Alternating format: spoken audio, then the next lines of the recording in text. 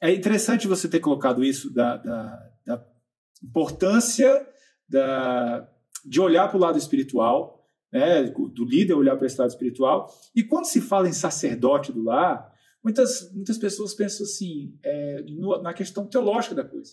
Né, o conhecimento teológico profundo, sacerdote no sentido de ser um pastor, no sentido de ser um líder espiritual com um conhecimento absurdamente grande, assim. Logicamente, é muito importante a gente saber da palavra, né?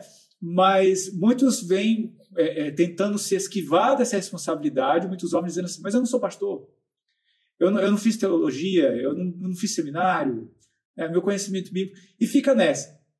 A questão é, na sua opinião, assim, qual a relação entre esse conhecimento bíblico, que é importante, lógico, esse conhecimento profundo, na medida do possível aí que se puder aprofundar, mas também com relação ao sacerdócio prático, no sentido de a liderança do dia a dia, né, de chamar o filho e falar, filho, vem cá, isso aqui você tem que tomar cuidado. Ou então a esposa também, a gente fala, olha, eu estou percebendo isso aqui, está acontecendo e tal, de chamar e pastorear, e também de ter esse retorno, né, no cotidiano.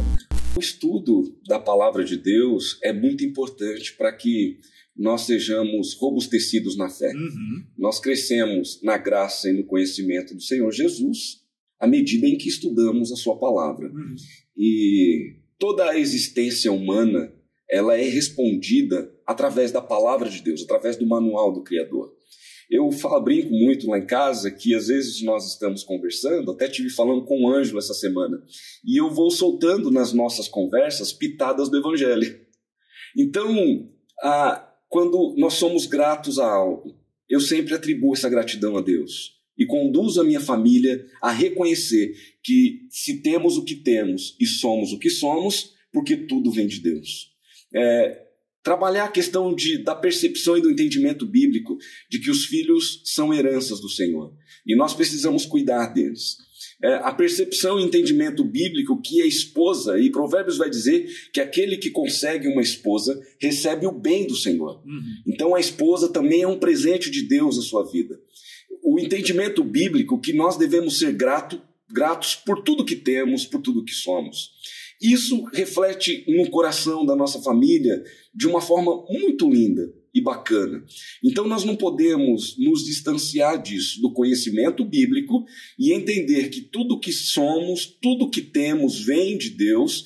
O próprio estudo da teologia é bom. Deus, logia, estudo, é um estudo sobre Deus, nós precisamos estudar.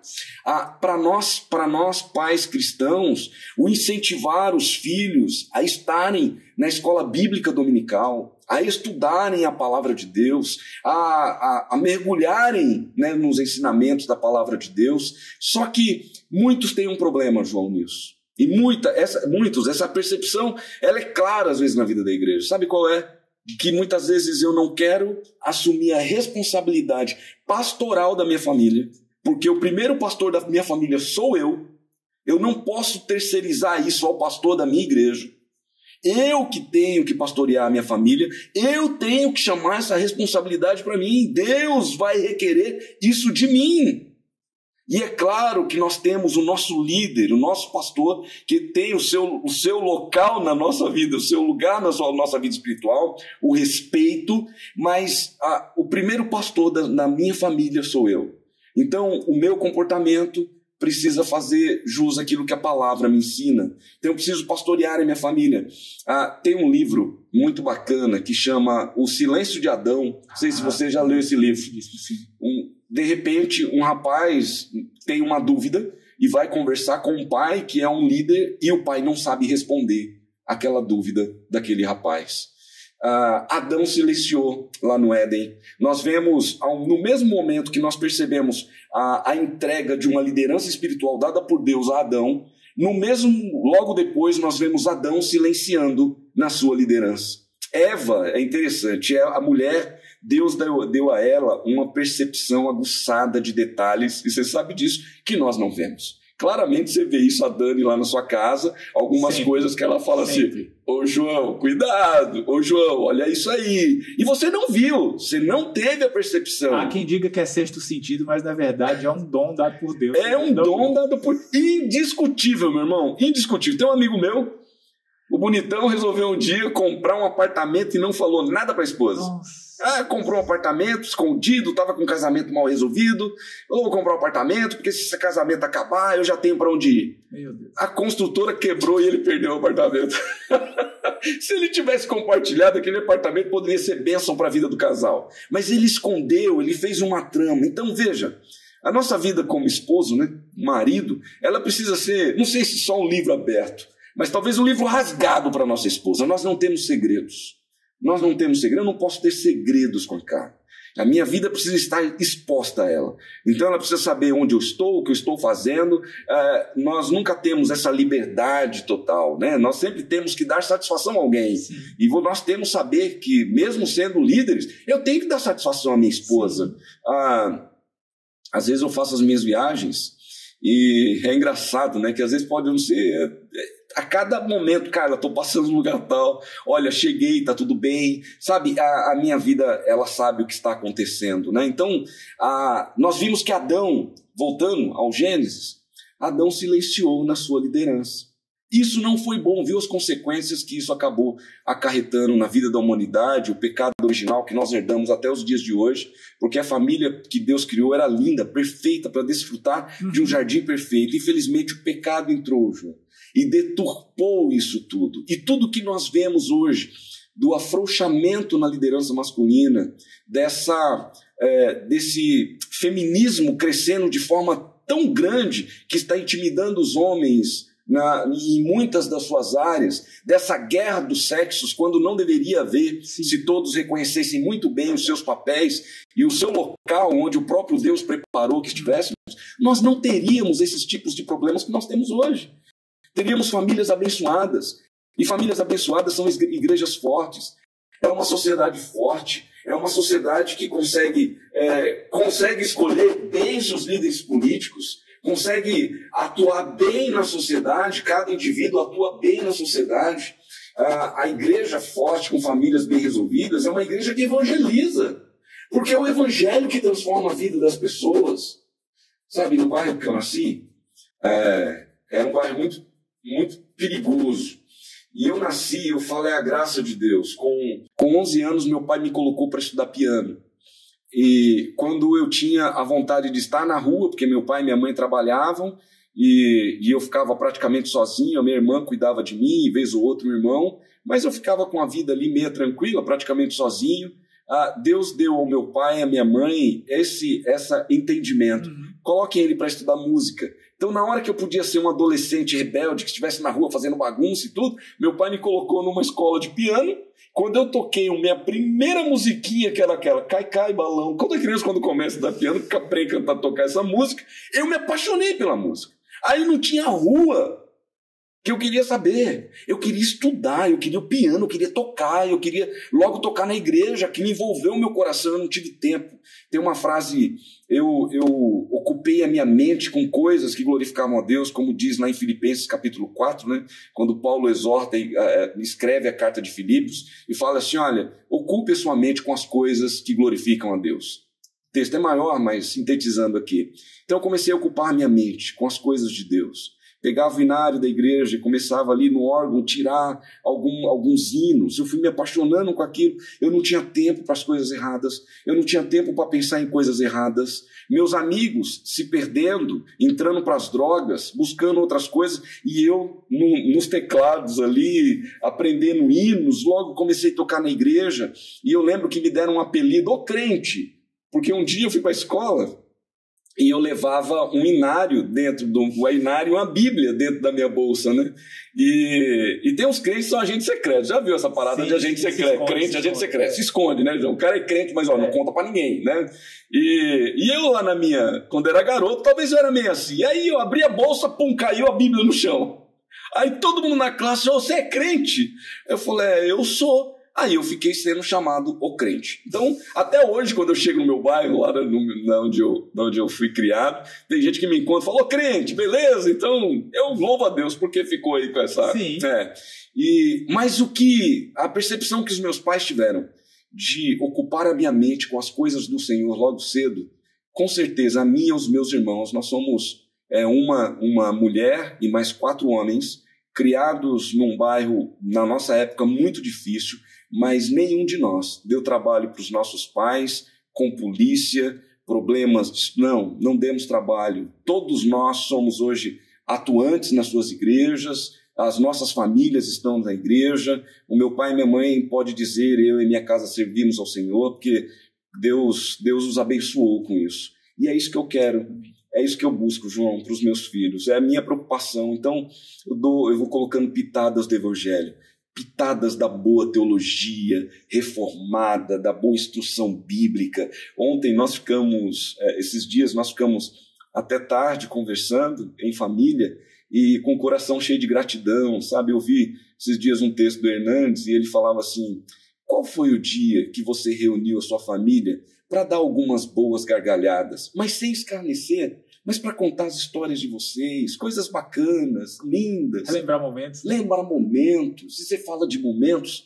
Aqui na igreja nós tivemos um diácono, o senhor Ebenezer, já falecido, mas um irmão em que eu amei demais e ele me amou muito também. Nós tínhamos uma amizade muito boa. E esse homem, um dia na minha casa, ainda acho que talvez uns 10 dias antes dele falecer, ele foi almoçar em casa e ele virou, Edmilson, meu filho, construa memórias com a sua família. Edmilson, construa memórias com a sua família. Eu nunca mais esqueci disso. E hoje o que eu faço é construir memórias com a minha família. E boas memórias. E memórias que glorifiquem a Deus. Esse é o verdadeiro papel do líder. Sabe, o líder, ele talvez eu ainda preciso melhorar no meu papel de liderança. Não sou o the best, não sou o melhor. Claro que não, longe disso. Mas eu procuro observar a palavra de Deus. Mas o líder, ele é seguido naturalmente. Sim. Com amor. Porque ele lidera com amor. Porque as suas palavras refletem amor. Porque as suas ações refletem amor. Porque a sua família se sente amparada porque você está por perto. Eu sempre digo aos meus filhos, mesmo depois de casado, e a minha esposa, eu sempre estou por perto. E Deus tem me abençoado com uma família linda. Eu louvo a Deus. E é a parte sensível, João. Daqui a pouco eu choro. A minha família é a minha parte sensível. Amém, amém. Bom, o bate-papo tá uma delícia, mas a gente vai se encaminhando para o nosso final. Nem vimos o tempo passar, né? Nem vimos. Não percebemos o tempo passar.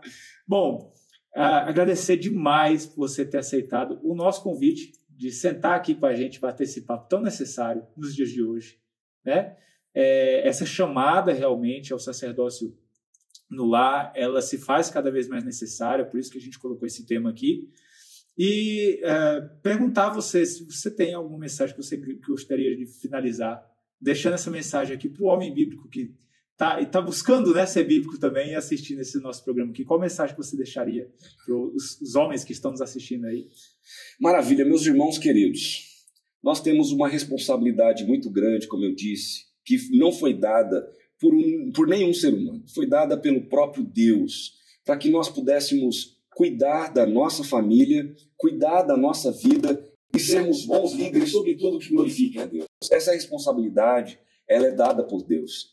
E não pode ter, meu querido, nenhuma ideologia, nenhum pensamento contrário que possa nos enfraquecer nesse objetivo que temos e nesse propósito que o próprio Deus nos deu. Eu louvo a Deus pela existência da Igreja Presbiteriana de Fortaleza, por esse podcast que nós estamos tendo aqui, esse bate-papo com o João, que é um homem de verdade. Conheço o João, obrigado, baita pai de família, um esposo e pai maravilhoso, nós acompanhamos. Saber que essa igreja se preocupa contigo.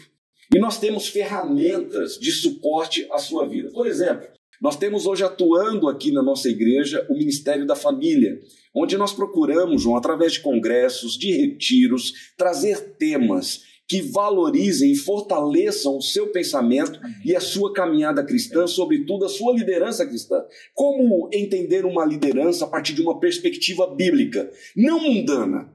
A liderança masculina mundana oprime, mas a liderança masculina, a partir de uma perspectiva bíblica, ela ama, ela abraça, ela acolhe e ela está com sua família cuidando para a glória de Deus. Então, olha, participe aqui conosco, conheça mais essa igreja, se envolva mais com a nossa UPH, que é a União Presbiteriana de Homens da nossa igreja. Sabe, isso vai abençoar a sua vida. São homens que tiram tempo da sua vida para estudarem a palavra e crescerem no conhecimento e na graça do Senhor Jesus. Então, a tua caminhada, ela é moldada por aquilo que você lê, por aquilo que você ouve e por aquilo que você faz. E tudo que você lê e ouve determina muito o que você faz. Como é que está sendo a sua pesquisa? O que você está lendo? O que você está ouvindo? O que você está assistindo? Busque as ferramentas que a Igreja Presbiteriana de Fortaleza tem. Eu tenho certeza que vai abençoar a sua vida, vai abençoar o seu lar, e eu tenho certeza que você vai ter uma família que glorifique a Deus em todos os aspectos a partir de uma cosmovisão cristã. Que Deus te abençoe. Obrigado, João. Eu fico muito honrado de estar com vocês aqui. É um tempo muito especial. Falar de um tema que sempre nós estamos trabalhando na escola dominical, aqui na nossa classe de escola dominical. Então, para mim é uma honra muito grande estar com vocês. Obrigado. Obrigado, Edmilson. Obrigado a você que continuou conosco até aqui, assistiu esse bate-papo. Espero que você, agora, que essa seja uma semente plantada no seu coração para você buscar mais amadurecer o seu sacerdócio no seu lar, com a sua família, ou se você ainda não se casou, que você agora plante isso no seu coração para quando você se casar também amadurecer isso junto à sua família. Ter isso o quanto antes é muito precioso. Continue conosco, ligado aqui no nosso canal, que a gente tem bastante coisa interessante. E é isso aí, seja bíblico. Deus abençoe. Amém.